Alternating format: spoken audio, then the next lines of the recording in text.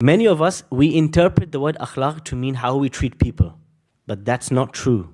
That's a false meaning of akhlaq. This idea of translating akhlaq as manners, how you treat people, how you smile at people, and just your external dealings, this is a false, broken, inaccurate translation. Akhlaq has two categories. Your akhlaq with people and your akhlaq with Allah. Your inward appearance with people. What qualities do other people see in you? Do they see you to be patient? Do they see you to be sincere? Do they see you to be trustworthy? Do they see you to be kind? Everything that's not to do with your physical appearance, the appearance of your soul to people, and then the appearance of your soul to Allah subhanahu wa ta'ala. How does Allah perceive you to be? Are you sincere with your friend, but then you are not genuine with Allah? Are you trustworthy with your friend, but not trustworthy with your salawat? Are you, etc., etc.? So there's two, you can say there's two lenses or two CCTV cameras that's going to be put on your akhlaq. One is with people and one is with Allah subhanahu wa ta'ala.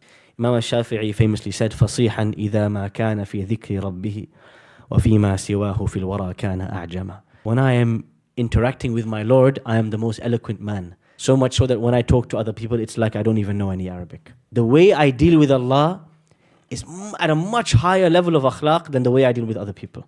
For most of us, it's the opposite. Before we go to meet somebody, the level of beautification and the level of oud and itr and checking and making sure there's no blemishes and foundation, make sure there's not a single crack on the face, nothing, everything's be perfect, spick and span, smooth, the oiling of the hair and all of this cosmetic treatment just to see somebody. If somebody exits the house without doing all the cosmetic stuff, la ilaha illallah, what a tragedy, what a disaster, right? But then how do we present ourselves to Allah? We have no care of how that's looking. When you think about akhlaq, it's very important to think not just about your akhlaq towards people, but your akhlaq towards Allah. And so really the first practical step is a self-evaluation, al-muhasabah. This is the first practical step. Write it down if you're writing it down. The Prophet ﷺ said, حَاسِبُوا أَنفُسَكُمْ قَبْلَ أَن تُحَاسَبُوا.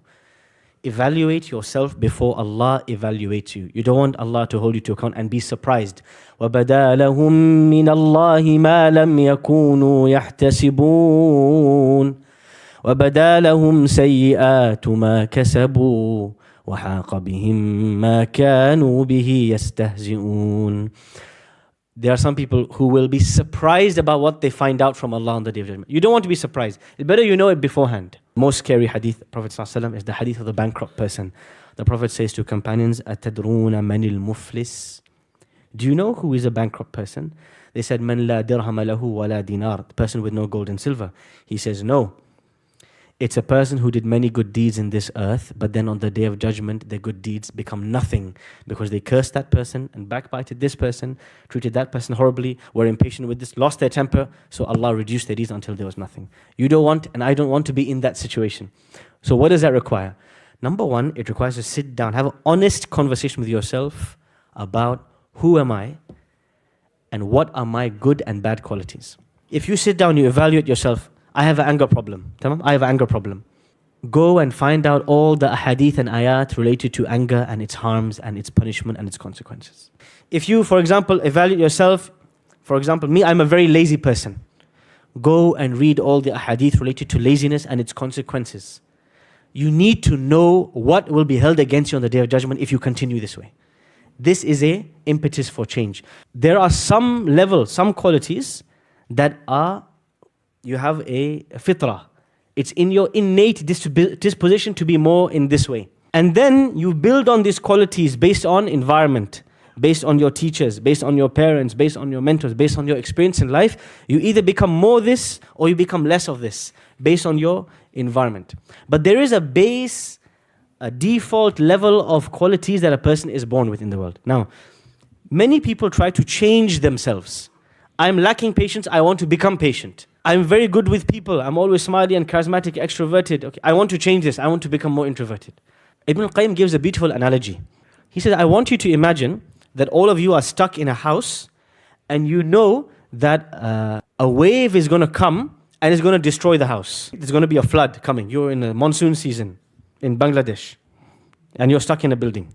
He said, you have three options now. The first option is to lock yourself in the house and to try to protect yourself. And what will happen is you will drown and everybody inside the building will drown. The second option that a group of people will do is they will try and see if they can manipulate the water in some way. Can they change the direction of the water in some way? What can they do with this torrent, this current, this stream of water? And he said there's a third group of people who will see the river is moving like this. Can we direct the water in another direction or another land so that it can have a beneficial effect? And he said these are the smartest people. Meaning, he says, changing your fundamental qualities is very difficult. If you're extroverted, if you're introverted, if you're great with people, if you're not so good with people, if you're patient, this is very difficult. One of the best things that a person can do is understand themselves, number one. What are your unique strengths Allah gave you with?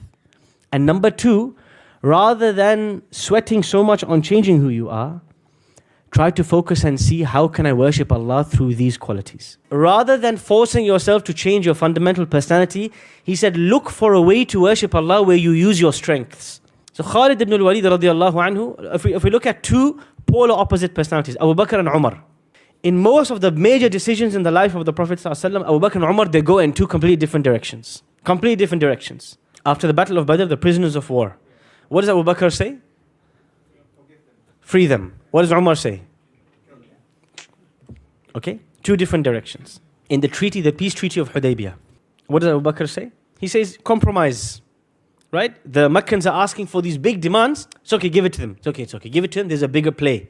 What does Umar ibn Khattab say? He's furious. Well, how could you compromise on these things? This is a complete failure.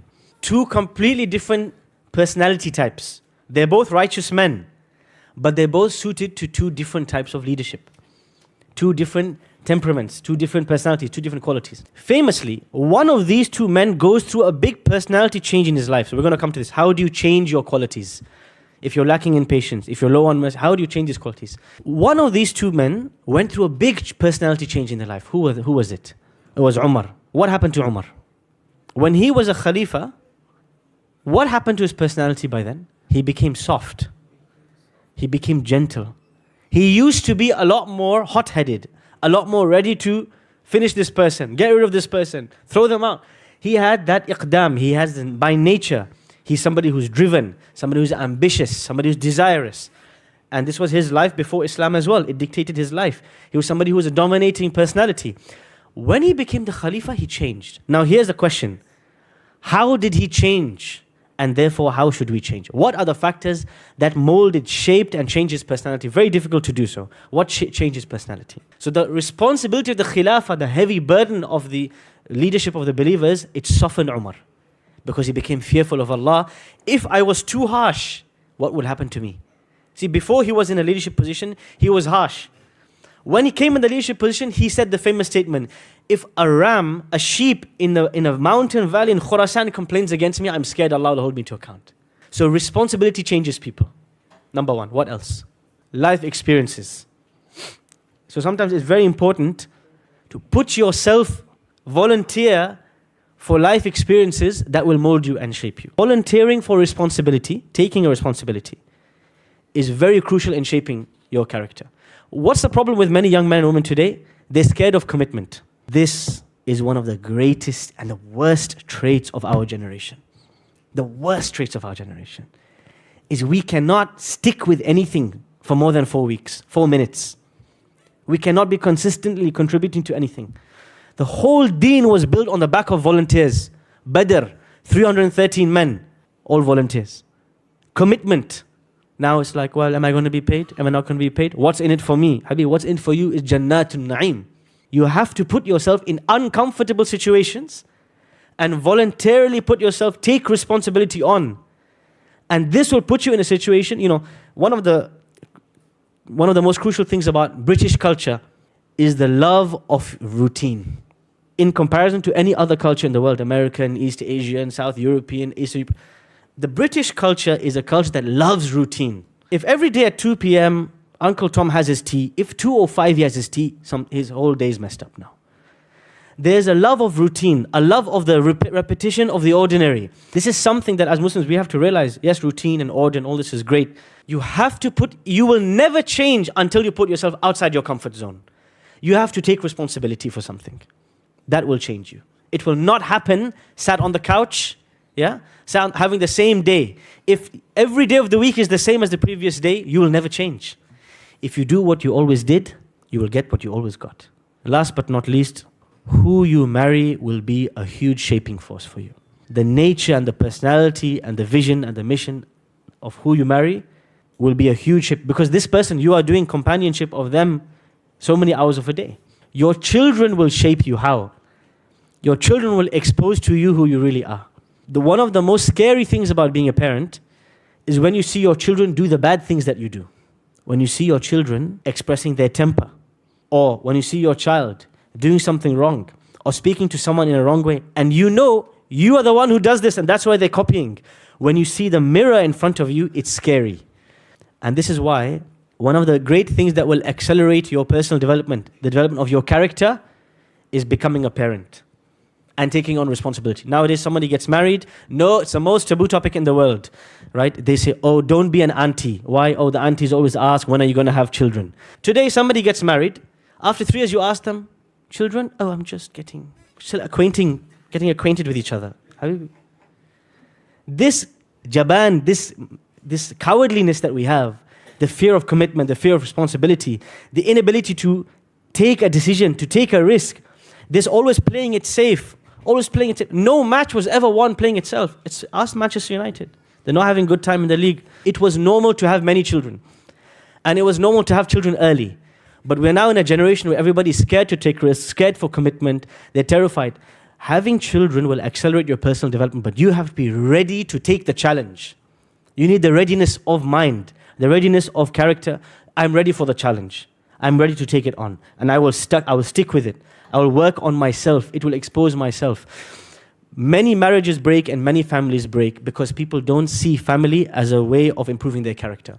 Wife and children, or husband and children, and your siblings and your relatives is just a bunch of mirrors that show you who you really are. And through the passage of months and years, you will learn who you really are, where your flaws are, because they'll be screaming it at you, and what you need to change.